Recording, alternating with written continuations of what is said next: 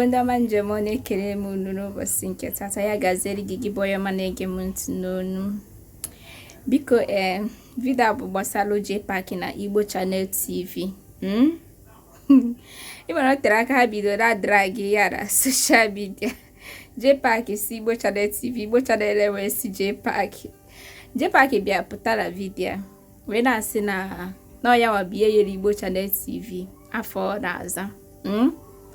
Then Igbo Channel TV pụtasị na ọbụla Jpac here ya afọ na-aza. That he has been existing before via Facebook. And to be honest with you, I'm a living witness that day on live video Jpac. Jpac, you ever see who is answering this name? Igbo Channel TV. Wow, that is a very nice name. Because no, who follow this our brother. So this Igbo Channel TV, Jpac don't know it. I'm just saying my own part of the story. Or later. Mgbe ọ bata live Jpac kobias Jpac juefia na comment section ebo comment wee puo di afa si hey kwe na-aza this beautiful name Igbo Channel TV that na the afa maka no like ka di afa. So oputazie live video should I say last month ending or so, but all last month. So amam what happened between both of them. So obviously that's not yawa Igbo Channel TV the name. That is obia toasi yota. Look wait to the kwasi maka the thing. So why I'm saying all these things is that for people that do believe Jpac on your own, no, because more amagos on certain things Jpac people no ndi show off. Amakwa maka ndi na de lo show ndi show off and them bugo the witness to it ba asi yota. Bu ezbote asi. So Igbo Channel TV wee si mba o niama ndiwuzi nkara Jpac omego to de kwesiki be niama ndiwu ya even igbachi ya nkiti self ọ ga-akpụta Jpac kwasịa ya ọnụ. Biko ka I watch go the video self ka I magodiri maka na Jpac otoko too much and ọ na-atụko kasị. Biko nene video anụ unu echefuko na comment subscribe all the very important on all your notification. Then click that like button. Na gbaju ga aka click ngwa ya gazeru neneze video kwa mona biko ebe ọ na nduki na bata kabaru try ya just share this video. This video ya the brief or ya the very brief, not just small something can need the regarding ihe na emen biko no bon ebe ọ na bata biko just try and share this video. Try and share and also make comment kamalukwan na uru na afun, because for here I'm not afun mmadụ one no live mmadụ one no na this page kita biko na ma afun mmadụ one no na bana kabaru just signal oboni na anu hem na just signal ani na anu hem na when we small thing just show equal. I won't be staying long. I will not be staying long because just can clear the little need clear, because this should be the last time all these things here linger on social media. And I'm more abroad mad put in a drag him anyhow over nothing. Can I drag him over nothing, which is wrong. Madu Fuzoku Yoku Yakan Kahaga. Epitena ini biyaliaka here and there. Man no katakupu nkebezu kam dem mado malokwano nkebezuku. I'm not the type of boy here on social media can bug and get to know. Igbo me here, if I have something to counter it, which I always do, I will make sure I counter that in equal. Because now onye gba nkịtị kwele ekwe. Ọ bụ na ihe na-eme ịgba nkịtị, which means na ikwele ekwe na onye nwa. Ịbịa fụ na ihe mefe, you can defend yourself, which you will, because now everything na-eme na social media has become a portfolio for everybody in this our 21st generation and wine on here, 21st century and wine on 22, 23, 24, depending on kisi ya got here. Social media has become a portfolio. Ihe mmadụ kwuo today may come back to hurt you tomorrow. So that is why I be ihe na-eme ịdị ndụ clear onwe gị, because so that ka ị ahụ na ofu ihe bịa dele on your head. I feel we know eziokwu ka mmadụ na-ekwu. Enwe video Jpac made today which I want to just say one or two things regarding it, because now Okeke nwaanyị dị ntị njọ. Jpac biko hapụ m aka because na afụrọ m ihe mee na mmadụ ya apụta gwa gị eziokwu ifilo na mmadụ na-akpali gị akpali. Ana m agwa gị ya now in the presence of the whole world, ha m aka yotago. Amarọ m ihe mmele gị, but it is very bad na ị na-afụ ihe n'idili ime so that ka something na-agale pụta ịgba nkịtị na datin ihe nya bụ ihe a na-emebi.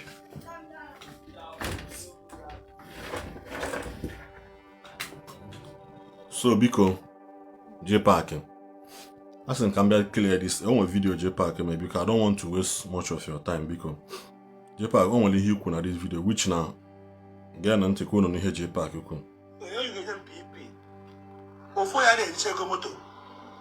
If I see somebody else on travel, just carry them with a battery. Enemy, this guy, my own brand name. For this guy, Igbo channel. That name is my name. Igbo channel TV. That name still remains my name. Tomorrow. I gave him that name. I gave him that Igbo channel's name. Well, I no go near. Jpac say no ya nwanyere m afa Igbo Channel TV, which this is the second time ọ na-ekwu that thing. Abụrụ m onye ya pụta mmadụ mee ihe, ya na mmadụ mekọ ihe, mbebịa na-play voice note, mbebịa gosibe your conversation na social media. I can't do that, and I will never do it. But Jpac, you are forcing my hand. You na force akam. You are forcing my hand.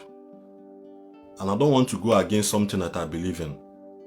This is something I don't want to do. This is something I will never do to somebody. Man, you put every day in a force so I can now be kokwa and the buy, you know, soluquanum and this thing. Yeah, I get it for these two picture and one pin and you never picture account to Jpac. That Jpac chief of staff on Aza. That page, that page, I'm gonna use that page. 2020.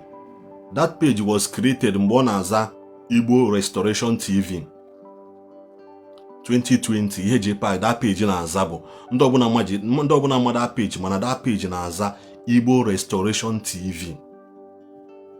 Go and do your findings. That page na Aza Igbo Restoration TV. Afrozi maybe Jpac but osno ya nwanye mafa. Ogwa nwe Igbo isi na ogwa nyem Igbo channel. Why didn't you go and answer that name from beginning? Then in 2020, Naza Igbo Restoration TV. Now, 2021, Jpac changed your name here to Jpac Comedy Malam Isa 2021. 2021, akwi ho change na the name. November 11, ko change la fa. I am now going to go to his page. Click here about of that page. Uno click here about of that page. Uno check here page accessibility or when we say check that in page history. Uno afford these things in there could apply. Then uno click here and kem uno man me change no gafa before. Since mbata na this Facebook, uno man me a change no go mafa. A change no go mafa Facebook come before. That is how to know somebody the transparency. When you the transparent in ihe na-eme. Then November 18, 2021, Jpac change the name of that page again to Jpac Comedy 95.5 FM. Yeah, be whole change na that Jpac chief of staff. Then December 17, 2021, o change kwa for that page to Jpac Comedy. O whole change that name to Jpac Comedy. Then April 21st, 2022, o change kwa that name to Jpac Comedy Chief of Staff. April 21, 2022. Akwanya na sino ya nwanyem Igbo channel. So okay, inwe that name, why didn't you go and name any of your page that name? Because now you no want choli email just na ginem can connect yellow the dots where he has been lying. And this will be the last time. This will be the last time. Please. This will be the last time. Us no one will the name. ihe o kwuru. Then ewetezi aka na June 2nd 2022, that was when he changed his name officially to Jpac Chief of Staff. Epin me n'enu ebe a, you people are watching it, unu na afia n'enu ebe a no. O si na as that thing ka dị na page ya. O si na m tụọ asị ma nwụọ. Jpac ịmana ị na-akpụ onye na-atụ ezigbo asị too much. And ị na-ekwu okwu. Mmadụ mgbe ikwufewere oke. I'm just telling you for the last time. Just ịmala ihe dị gị mma, ịhapụ m aka ka m n'ụlọ onwe m. Because na onye na-amarọ bụ onye na-achọ akịka ibe megide. Ka ịma na ibupụta onye ahụ ọkpa ezi. Ka ịma na ya amata onye ahụ. Ịmarọ m, you don't know how I operate. Esi na ntụ asị ma nwụọ, mana this is you lying in the whole public. Ọgwụ abụ onye na-atụ asị na. You are the one lying. Then I anachi ya to pay Facebook page ya. The other one nke lọlọ nwunye ya. Akwa onye na-asị na onye nwanyị Igbo channels. That is where this Asia on Asia no video. I never wanted to do this before. But this guy is forcing my hand. Then mgbe create page lọlọ Mr. Jpac ahụ nwunye na-aza kịta anụnwa. That page was created August 23, 2021. Ihe ọ na-aza mgbe ahụ Jpac onye dot. Necha ya, I pinned all these things now. Because now, mmadụ na-eme ihe, ịma na mmadụ jiri ogu jide ọfọ. Ihe na-aza mgbe ahụ Jpac onye dot. Then ị na-eweta aka to March 21st, 2023. He changed that page to gịnị? To Violence Arena. Violence Arena bụ ihe change your page to. Then na-eweta aka to May 19th, 2023, the same year. He changed that name to Jpac Igbo Connect. Kedu ka Igbo Connect is wele nke to Igbo Channels TV? That is my question. Kedu ka Igbo Connect is wele nke to Igbo Channels TV? Because I say behind na like you. I don't like asị. Mana ebe bịa na asị m na ntụwa asị ma nwụọ. Jpac, be careful. Be very, very, very, very careful. Ihe na-ekwu n'ọnụ.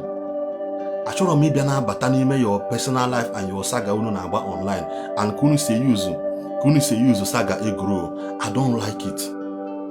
Please. I don't like it. Then ọ na-eweta aka to May 31, 2024. O change that name officially to Lolo Mr. Jpac. Or who changed that name to? Bia Emmanuel Okpara, I'm not talking to Ano Hadikaga. I'm time of all this rubbish. Time. You watch, I had them very busy for many weeks now. For like 2 weeks straight, and I had them busy. Man, I'm no matter about to do my and just some bagging kitten. But I go a bit on my Facebook. I have life. I have things in them outside Facebook. If you don't know just now say you go explain tire. Jpac, why was he lying in the first place? One put on because now you feel where the followers it so that can they will go viral and bagging kitty. It's not possible. So even if you don't want to listen to him, you just quietly respect yourself. And I'm a mother because it's on a moko. Open on what he knew, or on what he told you or you only he name, you got a long wiggy. You got a long wiggy, sin a see about poor. Please, a pin in Marfa for you people to go and verify. Kimana Ian Niku or by Wizuku or Bass. If you best now into us, Mamma, Jpac, be very careful. Be very, very careful. When Job see Job, cause God and buy. Cause God and buy. That thing is not an ordinary statement. That thing is not an ordinary statement. Why not choking Malana? Of one marry whom you go and ask Governor Zuko or again. Obokatile mgbe tụọrọ mmadụ na-alụsị obokatile mgbe bịa bute ọtụmọkpọ bute nke anụ nwe enwekwa ihe ekwu ihe agwa mmadụ n'ụwa onye ahụ akwụrụ ọtọ nwa o nwekwa ihe ya agwa mmadụ n'ụwa onye ahụ akwụrụ ọtọ nwa in as much as n'aka gị the right. Ọ bụrụ na ị mara that thing, go and ask somebody ka akọwalụ gị. That thing is not just a statement. It means Job ịma this thing, ịma ihe ya agwa Chukwu n'aka, Chukwu na strike ya gị n'aka ịnwụọ. Job say it ka ị nwụọla onwe gị. Enwe ndị ka ma that thing n'ụwa ahụ. Enwe ndị ka ya. Enwere ndị ka mma so many things. Onwe ndị na no abụrụ ọchị ga-akpọkọta osisi mere 1 or 2. Enwe ndị ka mma what is needs to be done. Enwe ndị m ihe ya agwa gị, they will force your spirit off your body in ejebe. Please respect yourself. Ya dị na agwa gị na just ma ihe dị gị mma. Quietly respect yourself. Ịmalụ nke bụ eziokwu, ị na-ekwu ya na-ekwusi ya ike gị. Afọrọ m idirizu ya pata igbe kamera every time ị chọrọ ikwu ha n'okwu, ikpolo m n'ọnụ. I'm beginning to see that I have something you need, but you don't want to come out openly and say it. I'm beginning to see it that way. I have something that you need, but you don't want to come out and admit it or kwe ya say ho hana. This guy onwe ihe need. Every day ikpolo m n'ọnụ. Before mbata this Facebook, before mbata mewe ihe ọbụla na Facebook anụ, go and check. My account was created 2023. This Facebook page I want to use was created 2023. Kezika, towards December self, or maybe October or so, can create that page. I can create this page. So I follow need. This guy put on no camera on our head on social media, so that can the man we met well able or can the man we believe be in. That's the way that seems right unto every man. Ebidom when the Igbo channel TV, my first video was uploaded on the internet on Facebook, December 24, 2022. That was when I started when Bidom operated on social media with anything called Igbo Channels TV. That was then. At least YouTube can be more transparent. YouTube, the videos are still there. If you check the bio of my page, you have a link to my YouTube channel. That place, you go there, you click anything. Or go see the videos, or go see the popular video and oldest video. You click on the oldest video. You have for my video. You have the first video upload. Then in a new room, you that video. That was even before Mbata Facebook. Before Mbata Facebook, I'm going to Instagram. Then because I saw that now, for you to connect to our people, most of our people are limited to Facebook. And when on your choice email explore, come how other social media platform works. That was when you have Instagram. Now she added to Facebook, can we reach out to people, can we more closer to people now upload their videos online. Even when the different called me, I told him, sir, never before. I was not opportune about Facebook because now I show them problem. I show them dragging and them mother. No long na YouTube since December 24 can be the upload where my first video go there the time and everything carry that place. Mbakwa nkiti. No long when that place respect you on women. The first woman mention half na Facebook bo mbana eme ihu oga mgbe ihu oga one woman asị na anya na nwa ya nwaanyị adịrọ na mma nwa ya nwaanyị wee nwanne nwoke achọrọ ka enyi ya nwa gidigidi oga onwe mgbe problem ndị oga set that woman amụrụ m ihe ya na nwa ya ma asị na nwa nwoke kpọrọ girl je ebe chọrọ bi ma Sarafi say Emeka ka ọ dị Ekene. That was the first woman for my video on YouTube. Maybe I do it out to me on Instagram. Video Olebam. Which at that time said, I'm not them na Facebook. I better than Facebook.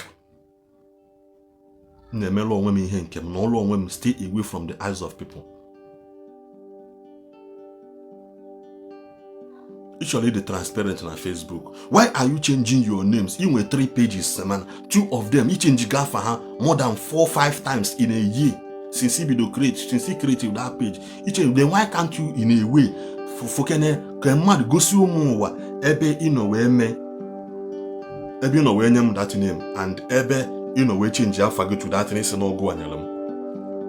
Even when we register alpha Jpac media again when you register alpha na CAC just put an end na church. You ma kwam me registration of CAC. When my registration CAC before COVID-19. You make it send the email. When my registration CAC was before 2020 Corona self. It's Abuja with my own direct with Lagos.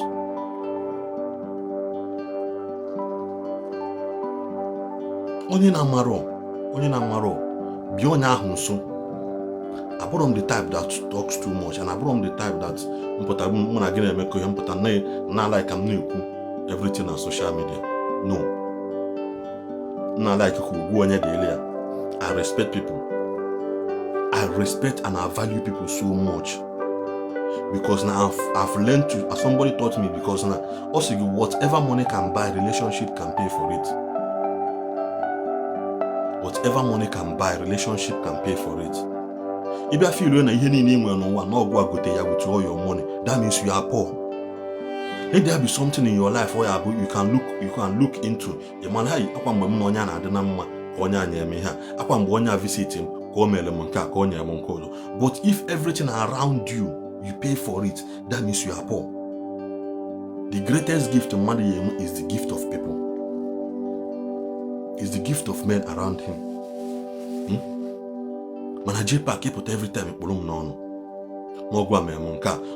Igbo Channels TV. More on your comment section. Comment ya one day iju for my name.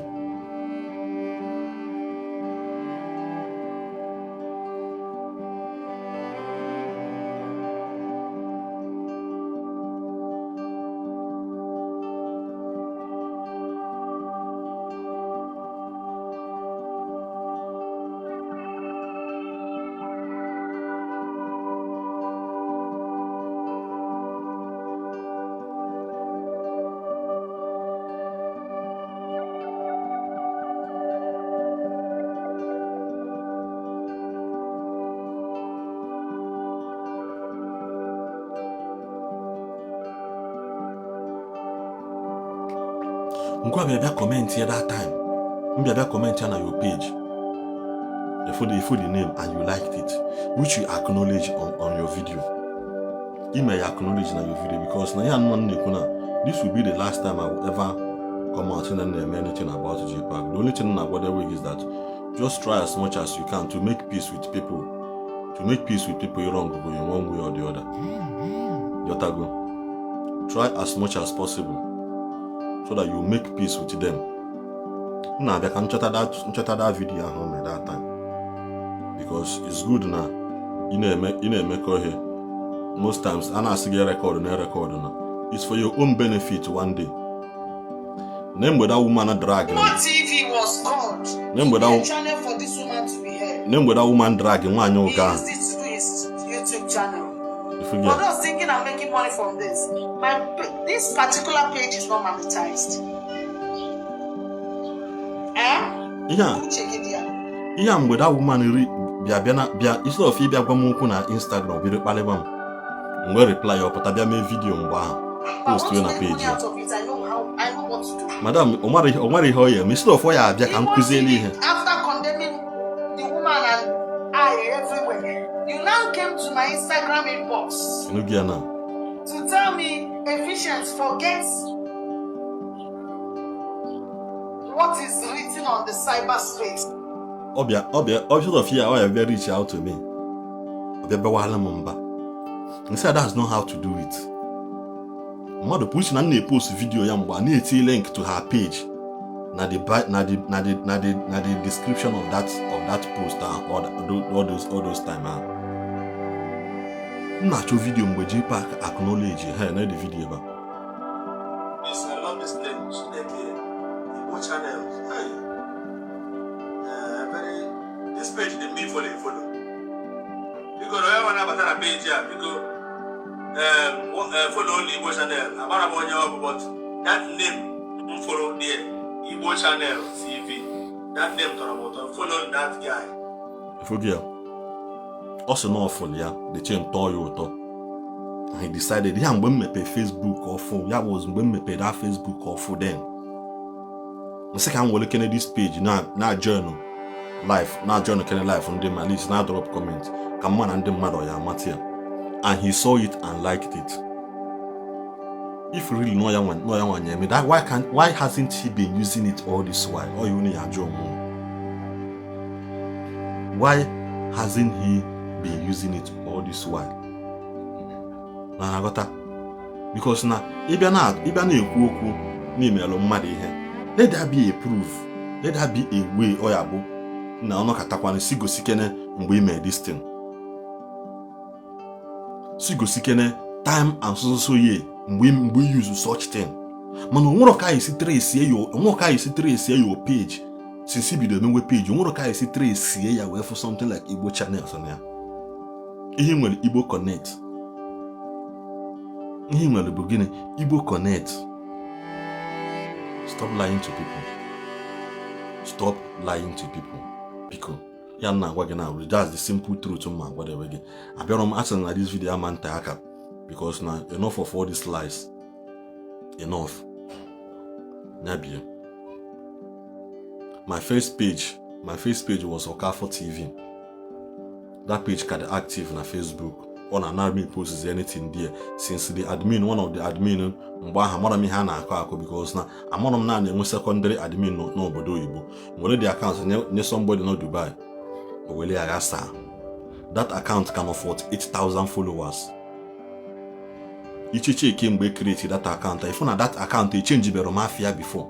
Man, Jpac he changed go after most of his account more than 5 times under the space of 2 years. Onyeze ke na agole. Onye ka ị na-atụla asị ọ bụrụ page unu gole ego unu pụtafu page mmadụ na-eme ofu unu ejije goli ya welezi aka unu rename this page to your own satisfaction. I have never done it in my life. I have never done it, and that is what you people has been doing. Unu pụta unu fu page no like 50,000 mgba 20,000 50,000 70,000 unu eje goli ya unu goluzia ya unu change zia the alpha bidozia use bia ka asno unu grow ya to that level ahụ ono. Nobody should to entertain lies ebe no. You cannot entertain lies ebe no. You cannot. Everything in the name is transparent. You have to create a page and then you check the page you change no alpha before. I started growing that page from 0 followers to a born today. The same thing on YouTube. I started growing it from 0 subscribers to a born today. I only mania corners. That need video for one on social media that was not mean and a man no behind the scene for a very long time. And going behind the scene for a very, very long time. Because only na more like this, but if you learn mafia na internet, and mafia na. It's for that a lot of people before Young John Young John Abugo producer for a very long time behind the scene. Before Fino, after Gubegu, Fino go behind the scene for a very long time. That is still somebody like me. Before I'm on Facebook and baby now I make connected with people. I have been around for a very long time. I have been around. My Instagram can be Okafo TV. Go and check my Instagram. Keep follow me now, that place. Go and check my Instagram now. I said now this video I'm gonna take it. I'm gonna Jpac come only house you na video go. Only house you na video go. Now come just to logo belazo. You may not really come out boldly kikuya. You need them. Muna gonna have the same location man. I put on Facebook na achonye ya logo all. Before you just video here camera, you know me and you spoke. You man muna gi kuloku. Before you video ku camera no. Which na volunteer say okay na na abia ka muna gi solo ja ahia. Ka je zụta camera na ahia na Lagos. because na ama camera I use ama nke use change ya lens saa ya ofuma mfi ya that very day amoro m ihe menu which I've already left my house because o nwere ihe chọrọ ibido that time achọrọ m ikpe ya afa ka ọ dabụ na nna eleke your secret enwere ihe ịchọ ibido isi m oke na iyi eje ka ije zụta camera, and that's the reason why you use all this camera. Man, I don't want to come and talk about it because na ikwubere ya kwa wanu ya, and that is not my line. Ka maybe expose we hem mmadụ bụ n'obi ọ chọrọ ime yotago ịma niile idele m, and I've already left my house. Ngwa go oke na nna abịa, and na nna abịa mbịawa na m ebute laptop mbịa ihe m gwara gị esi m oke na ihe mee na mbịawa m kpọọ gị gogotigo si gị oke n'ụwa ala dat na mme gị na nna abịa ohe mụ na gị na-abụ kpacha esi gị oke da if I'm coming I will let you know. Mbanyekwa moto move mgbe mbanye moto move na-aga anọzi m n'ụzọ ikpọ m sị m na nhapụ ya na ndị ọdụkọ ndị kọmputa ka ndị alaba emepere that time na onwere ha na-eme, but I've already left now because na ọ bụ na m bịawa straight to your house that very day m elute. That was the day I shoot this video with Pella. Yeah, the day I shoot video m gwara na m meje na ebe this location ka m bụrụ laptop m anyị ji alụ na nke Pella. Ị na-anya the other side ya afụ m. Check and pause on this video.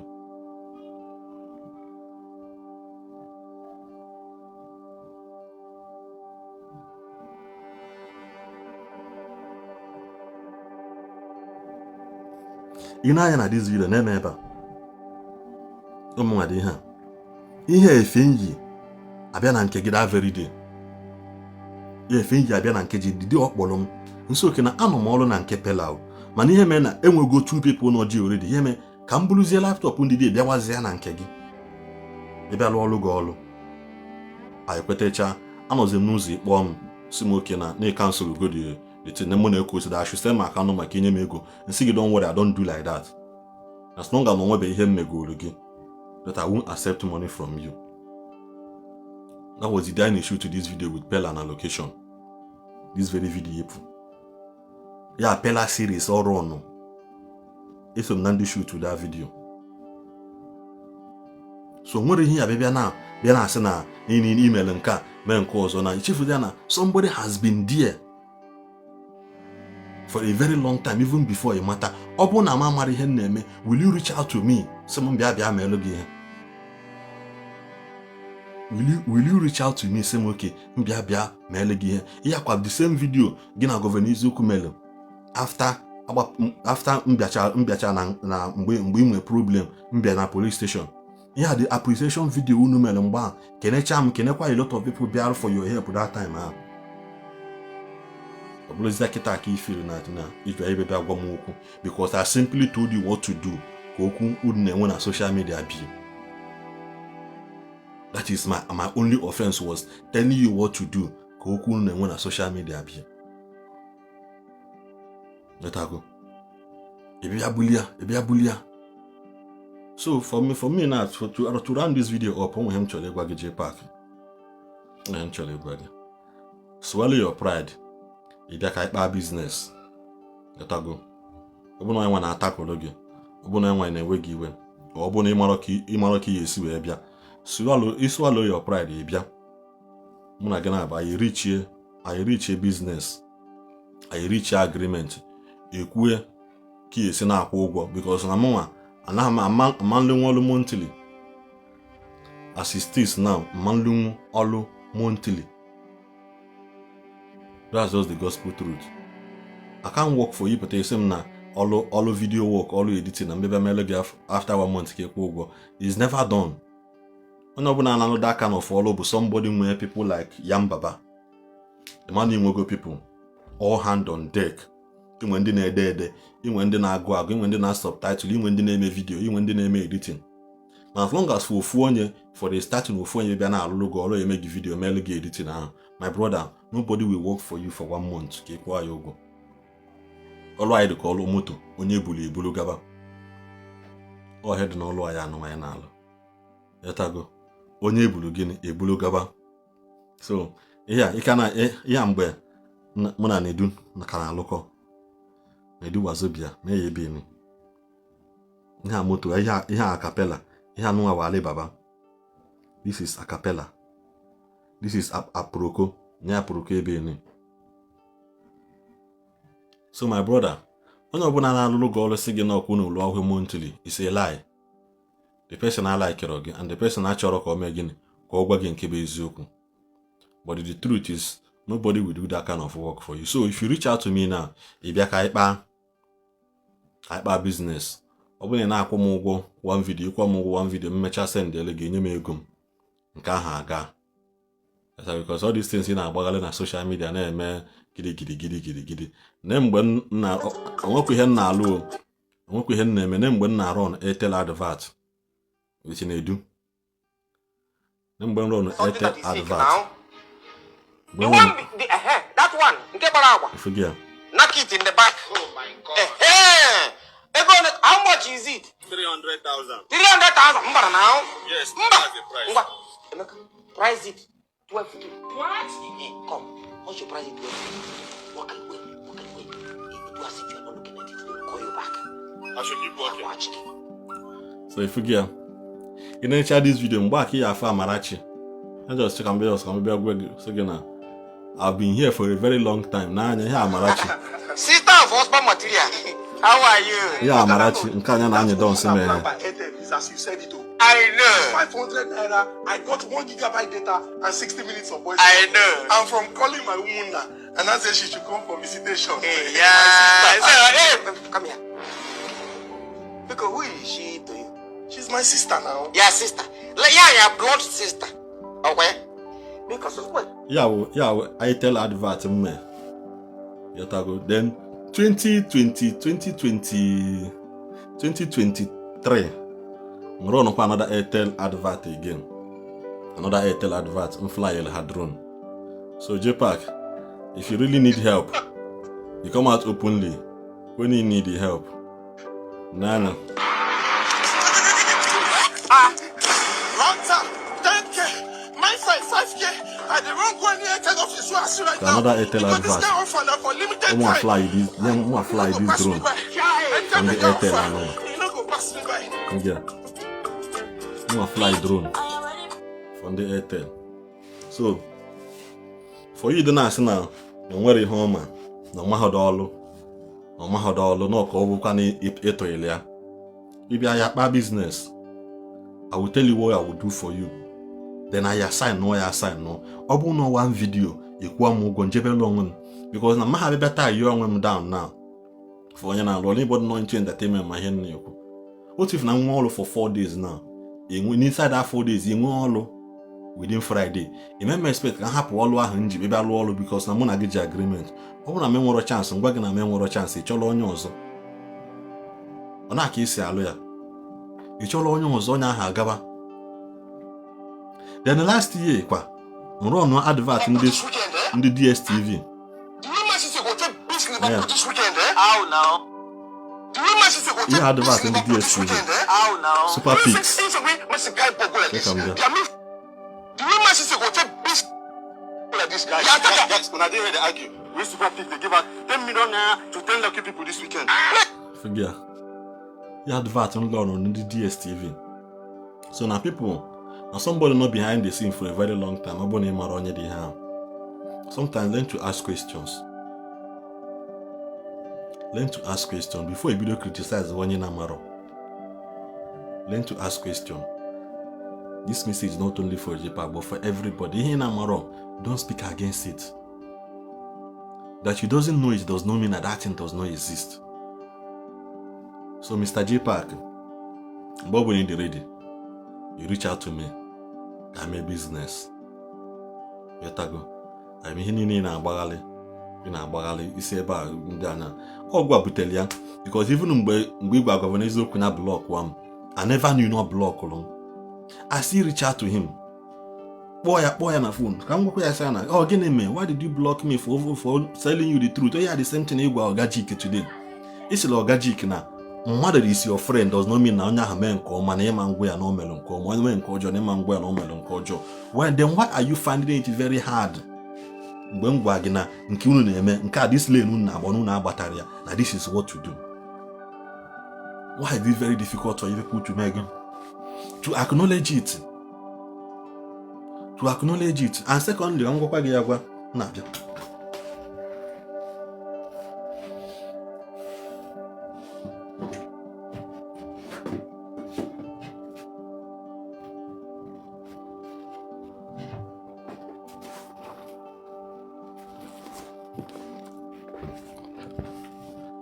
Secondly, nwere onye ihe ejijekwe ịkpọ m ọlụ nwa advantage of ihe ihe enweta. Ihe nwa advantage wee ihe nwa advantage of drone.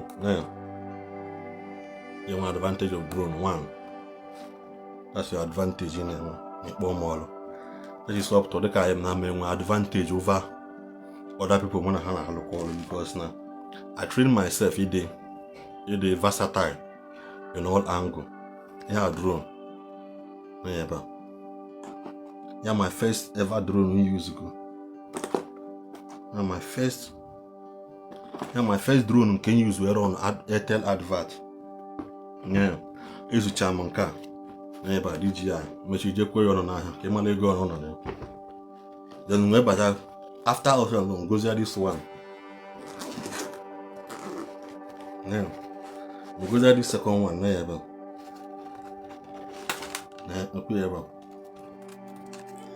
itiri n'ime onwe m ka ndị versatile n'ọlụ mụ na mmadụ na-alụ ụlọ nekwe ya ka nke na-egotere batrị sabịa ipu ijekwa ya ọnụ n'ahịa ịmala ego na na-ele ya mala ego na ọgwụ ịma na mmadụ nọ na soshal midia gị na-aba na-akpa nkata a na-achị ọchị dọzọmi na onye ahịa nwere ihe ọ na-alụ. Dotago, I have my editing tools here. Njem editing. Nepia now. Season kaino.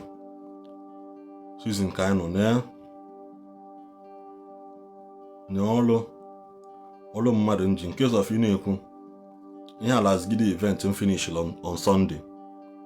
Abụna ma Freedom Park, Lagos State. Lagos State government made their cultural ihe nwanu on Saturday. Then I will kick it off on Sunday. Finish here Sunday midnight. Around 3 a.m. Kaji finish here. Yeah. Nkakwa another event. Nemekwe again. On the 20th of December. I can fly a mother for another event. Which is a man of idea. So it has been an almost reoccurrence because Nihal is in Kaino. Things are happening. And I will not watch you. Maybe destroy something I have built because of now you want to grow. I will not watch you. On Sunday I fly drone near my banner. That was me sitting down here. On the comedy show, the drone in yeah, Freedom Park. That's on another media crew. No, I'm Nazo. I know Nazo as an the stage. I'm on to that place. So please, whenever you are ready, the door is still open for you for business. Because now, before you build that camera of your tune, which you know very well. That I don't post what I do here does not mean I don't work. Or does not mean I don't know what I'm doing. Go to Okafo TV Instagram account. Then you see things for yourself. Then Jpac and I am not anything about page. My first page is still 48,000 followers. Because of that person, that admin not Dubai maybe the account. But then the account will go shake. Thinking no my home near account. Ketibim. Come to Gasa. So because Jpac, I never intended this video to be long. But please, in the name of God and whatever you believe, Hapamaka. Mgbe unu me meeting, isi neighbor governor Ezokwudibe, I reached out to him saying na nokwe ihe menu. I called him several pick or the call, and I sent him a message in 2 of his line. I sent them a message, 2 of them, that very day. The message delivered, text message. But the message shows na no deliver. so that let me tell him something. I'm going. But you choose to carry lies and blow. Fine and good. In a company name, but never you come to destroy my own. Don't destroy my own. Because abụrụ m onye mmadụ na-agbasa ka mpụta nwere conversation mụ na mmadụ mego were na-ebupụta na social media. I don't do it. Please stop forcing my hand. Get up to nature na asị na ihe mmere gị. Because na ụwa pụta kịta ajụọ gị sị gị na ihe mmere gị. What will you say na ihe mme? Na nsị gị na ngwara unu eziokwu. Mgbe unu bido mewe video of ndị bịa for you. For nga, for this saga unu na-agba. Ndị bịa for you, ndị turn off for you mgbe unu nọ na nga. You never mention me there. Do I complain? No. And the very video you made before I put from that and gown, we put from that and gown, you mention them there. Just because now you feel that this guy the corner could on I stand for the truth and you have an amku, Bezioku. Open a mamma or something and wagging a mamma. Open a mamma or something and wagging a mamma. That's just the way my life is. And I'm more nke bụ eziokwu ma gwakwa asị gị nekwa nke bụ eziokwu uche na mabịa kwuo ya mgbe asị gị na na asị na ife anya ụba bịara oge for na sel. What happens to video ahụ ime mgbe ịpụta? What happens to that video? Because na mmadụ ọ bụ na mmadụ turn off for you, why do you then appreciated Zion? Appreciated the fan you back, appreciated other big men, those dignitaries. But I only said to you, go and make peace with this lady. Because you guys, we are one school. Because even the Bible says, destroy it not, because there's a blessing in it. I can't watch you destroy what I've built for many years. It will not work. It will not work. There are a lot of videos sitting on my phone which I'm not permitted to play here. I will have mad in a hidden phone and no cocoa neku. I'm hidden phone, you know, cocoa neku. I will not go on my Igbo channel, I will not go on them therefore. Where is the record? Can record will hear that now prove that no go on my that name? I'm very tired. Choromo. Yobuna ya putana ane mana mmadụ dịka ana ekwu okwu na nwere isi na mgbe na-eme na wazobia video. Are you knocked out? Blow my mind. Wait. Are you Olegona Soxia? Always like Manchester United and cannot do away with you. Forget. So, don't just talk, please. I know what I'm doing. I know where I belong to. Entertainment industry become my people that knows me knows my value. People that knows me knows my value. You know, na fan. They criticize or they can men or they can national. So no, don't depend on you for anything. No. You know, call your own life story. Which na every man or born on what work is in anywhere that. And no billionaire started from anywhere down. Equal your own stories in email and Kanya or Kada equals in Elaro by Elaron Canon.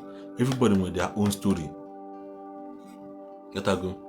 Now some people you move to Lua Abuja, and some people you fly to Lua Abuja does not mean a Lula Abuja. We in a camera and culture. Open up to blue his own story button on social media. What matters most is that you are making effort and you are not begging for bread. And you are not begging anybody come mad meg endorse. You are not begging anybody come mad meligi him money and again. And you don't beg for your fellow human being in need. It's because you are a man, you better not your mother. There are so many people who have a long time who Nedu was the person that stressed young Heba, so I will not call it stress, God forgive me. Was the person that took me around the most. When one of my friends. We toured the whole of Nigeria, almost the whole tour of Nigeria. Let her go. But flight in the Nangwana till today. Till today, I have never used my money to book a flight again anywhere. I have never all the flight in them beginning I have never used my money. As long as I need more that warrant for if I bill you say na here me. Only hear me no long we come no long. I don't want to hear me. No long we go and check my Instagram. A lot of people are following me there. A lot of them are following me that place. Not because I created value for myself. I added an advantage into what I am doing, which is drone piloting. It's not easy now. When one, two, we go on here. I added an advantage to what I'm doing. Go and check Dibia. One Dibia or more long bars. He wanted to book flight, but the thing did not work. Oh, you go I know. Also, below as long as it involves business. That does not stop me from telling you the truth to me. That Dibia will SS power. Go and check. Even though now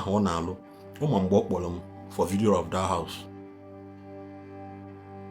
That one now all open to white. Go and message him. Joya no more. Use my picture and show to him. Use my picture and show to him. I'm not here to brag, but I'm just here to set the record straight. Now, like a very low key. No longer I'm looking, name no longer me him. But someone I'm with a chance if social media can continue what I'm doing. Throughout last week, nobody saw me here because I've been busy. I've been busy from now till 27th of December. So Jpac, I'm married December. We need a book flight in January. Book flight by January 3rd or 4th. I mean, what time? For any other external job apart from Kenji Naka. When you are ready, we call. Otago. We all do things with now block on social media. When they take life, mother go nezuku just block one ya put us in a brag. I block monya and block wire. May anka may a block. Did you take away his life? No. Did you take away food from his table? No. You cannot be doing all those things. Feel that in the air. You go to mad heal and lie to lie. Lie to lie. Lie to lie. Copy this video. Go and show to Jpac. I can't tag him again. No block again. I can't tag his friend. Governor Zoko. I can't block again. Simply because now you believe in truth. And you are saying this person why didn't you block me all those words that I stood for you? I stood for your wife. And I stood for her in truth and honesty. Set up innocent. You didn't block me then. When I'm questioning people and again forget about all this social media fight. Go and make peace. That does not remove anything from your life. People will see it as Nina, but that is the simple truth. Simply saying na biko ni hano. Kahaga. Well, just the way life is. From me hand the money to show one hand email. You don't want me to see one again. I do video. I fly drone. I edit my clips. With a little touch of graphic design and name here. With a little touch of graphic design and name here. I'll keep it matter. With a little bit of touching of graphic design, because I can design emotion pictures, so you can design picture flyer banner for you with my phone. Professional, I go and print it out. Check my YouTube, all the whole thumbnail on my YouTube, all my Jaka me designer. I'm not paying anybody to do it for me. Logo on my video, I will make a video and see another video. All my Jaka create here.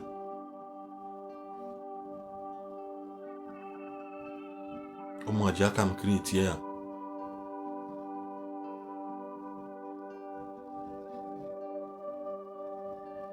So you need to add a little advantage to ihe na-eme ka mmadụ ghara ịnwe ewu gị n'ala, because life is turning. Ifụrụ ụwa na nwanyị since emechaa koro mgbe ahụ 2020 anyị niile nọ anwe lockdown, everybody na started having a rethink. That is when I know that social media is going to take another step, another turn around. You have to add it a little touch of social media experience in him. Social media, it is versatile. It created, it is trained no more today, saying that now. Also, quite a shop me here today. On let balls so yes, no one tell him. I'm a moving business on my own. If I decide to leave Ebeno, Bulungongo Mano, Holland, another state, and don't know they establish your own business. Not your regular type of businessman. In a good business shop, try and create an online community that now somebody from Ibadan can easily order something from your shop and you deliver to that person. It is very honest. In a lakwa, nele motor pass. Can somebody nele motor pass orgy from Abuja? Say, okay, I need the rings, I need the gearbox, I need the lunka. Can you be able to deliver this thing? Na ne gongwa. May I will be to the next available boss on Abuja, and you deliver it. Don't just sit down one place. Feel never wabu no. Or while it's turning around and AI is taking over. No, I'm training myself again to inside AI, KCG AI M1 or 2, which I have tested it and I have done it well for myself. Until you hear before I build one mother no, learn to train yourself. Ki advantage into any transition or banana on. Because from a lot of people lost their job in 2020 and when lockdown. A lot of people lost their job because when they depend on a lot of business closed because when they depend on pressure buying and selling, they know that interstate town. Man, so many people survived because now how no good na beha. When on banded dispatch riders, that was when we dispatch riding the baby or they can handle more you know but dispatch riding. A lot of people on a beha hashing like this, a mayor will be and then dispatch to another location, to another state, even within that your interstate. Mother ya no mu leki or you know na laba na phone or may dispatch will tell you. Can you be able to do that? Start training yourself in that aspect now. Start training yourself there. Because a lot of us beginning either delimited to one of some things or this kind of in the Igbo amari ha. Okum weka bolo again. Choro me ga farm and Okum is still centered on in the video. I'm not forcing you to listen to me. I am not forcing you to listen to me. 1. 2, I am not forcing you to follow my page. You have right. Go and check. Maybe half of my comment. There are so many pages you will never see my comment there. And when I will be the happy out on my timeline, or when I block you. That is when to know again. Only low Facebook see your block button. I don't to Omari or me here. Ona ha yala. Man, keep put on you na like you. You know on a page you na we are you. Nagging. You should wag. You should do kubwego put a man in car. No, that's not the right way to live. Go and find something doing for yourself. You do occupy the mind your value. The man will be in a kind for your comment and let your comment carries your value. Let your comment carry your value because now keep commenting a page on you to the comment here and call somebody will see you. Somebody will see you. Tomorrow amazing hand I say Akonya lang nah Apokodonya because I comment here said. You begin to lose things. I forgot one thing with all through social media. Amarom beer ebe mu na amata na Instagram through somebody that knows him. What if no bona ma bia go that time bia na akpali ya na social media account ya na akpoli ya agwa sị na ọfụ m na location ọ ma recognize m ọnụ ma recognize ma na ndị na-ama mmadụ the first day ọfụ na location ihe ọ gwa m na isi m dị ka roll-on because na na-akpụ skin kpuchachicha ọsị m na isi gị nke a dịkwa ka roll-on I were ya nwa ajakịrị. Who would have known that na that conversation ahụ will bring to something reality 2 years later? You don't know. Even enyi ya nwoke bụ husband material. Ịmakwa na emego m post Tunde not a post go videos on shoot with my tag in ya many times. No, I Tunde not post on Papa na money, you know. Tunde not a post go videos on shoot with my tag in ya. When I post with tag ya, my candidate the mother na like a tag and they mail her video. That is why Ubu if I go talk to you, may post one certain time. We're saying go along and I can the editors and camera people now name their video. The people are not fair. People may not appreciate you, but then they do. It's not about that pay now. Go and check Ubu if I go talk. MC Ubu if I go talk. And when boy made that post, in the last 2 weeks or so. You just check that place. See, I've come my comment to that place. But the joy is that let people be happy that this thing came out your work, your art, and you gave somebody's idea visuality. Afia nanya. You visualize somebody's idea. Jpac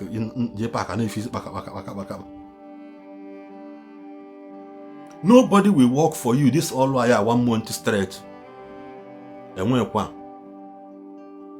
Before getting mad akwa asili Jesus kwa email onya nka melo no nka. Better accept the reality now. I've been doing this job. Nobody will accept you. This your terms and conditions on 1 month. If it's a mother but all look 5 videos a week. Next week or 3 upper week or look. That time one was this weekend. That time one we other jobs. Came on even no when you na today and one other job boy in which one other job boy in one nature, one other was such as this weekend or made it more editing na bia ka agwu. Editing editing na bia ka agwu. When man like this, I will not do anything. Man any video man. Now once that thing bia na pim. But that video aka under 10 minutes you may that video editing. But with a very good sound and effect. Man, I wish you are forcing it will not work. That's why you have if funding name graphic design, funding name editing, how they make and do banje. Sometimes see how they make koro sometimes. I like it more quiet. Don't talk about Jpac. Next time, because actually bring your proof. Actually accuse him of anything. Bring your proof, and this will be the last time. This will be the last time. This will be the last time, please. And in whatever you believe in Arobinago, you believe in Jesus Christ, Jesus Christ, please. Stop mentioning my name again at once. Stop using lie to come and glorify yourself. It doesn't work. It doesn't work. I should not come again about my personal problem. I should not come with personal problem. I should me out. If you decide to nature block on social media, let you remain like that. I should not have a personal problem there. Makechi. That word I hear people take well. Antenna asi. Na nwa yi ma nwa. Jpac be careful. Iya anwukwa. Stop using those words. When they hate take. When they hate take up no egu ki na ego. Iya anwukwa. Be very careful. Be very, very careful. Marudi okune use London mad. You need to too much. But next year, go and train yourself. We could be control the born again. Control one again. Be very, very extremely careful in here. I want them mad. I want that statement made in the book of Job. Go and ask Governor Zoko. I believe he knows spiritism small. He knows spiritism small. What that meaning?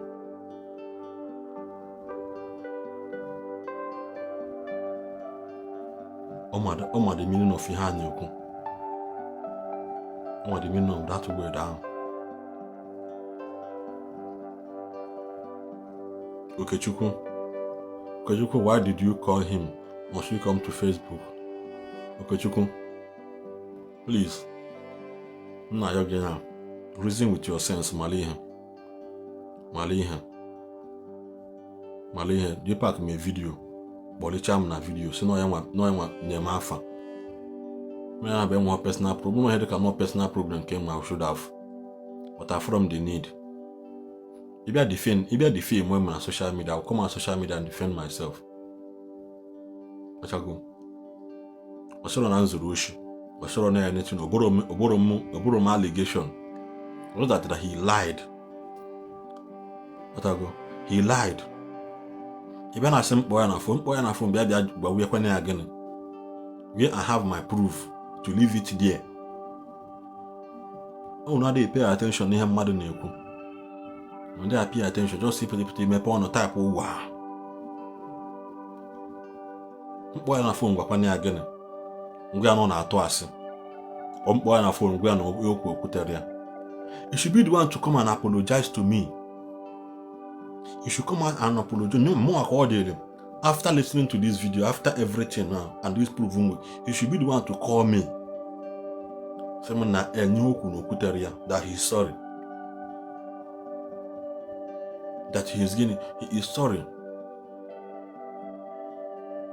Because now Igbo Connect, not Igbo Channels TV, which he later changed the name and give it to his wife. Then why coming out with lies upon lies over nothing? That's what I want you people to understand. Before Bata Facebook, I don't go on YouTube for getting to 2 years now. From Bata Facebook last year. December 24 will make me 2 years in operating on YouTube because now when I pay that YouTube, when I pay that fan myself, that was when on I had. December 2022 mail operation na keba. An operation na keba na ya. Odo back it. The mark is still here. A journal from December 1st to January. About January 3rd, I didn't leave house. 1 month on my yard. That was when I created that YouTube channel. And so, okay, even though I had not doing anything, why not and try this avenue? That was Mbana Basaga Akoko. Mbana Akoko ato ebina. Mba hezu bina a million will and I challenge you. That was when I created that YouTube channel. So maybe from Kitana, this page, if you not start, I can operate. You lied. You lie. Here na maro go and ask question. Ako Japanum, Biko, Jpac, Hamaka.